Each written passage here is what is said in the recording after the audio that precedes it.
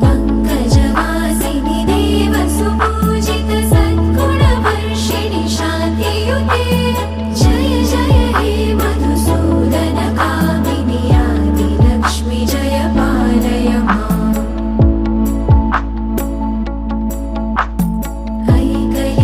ऐकलिकल्मषनाशिनि कामिनि वैदिकरूपिणि वेदमये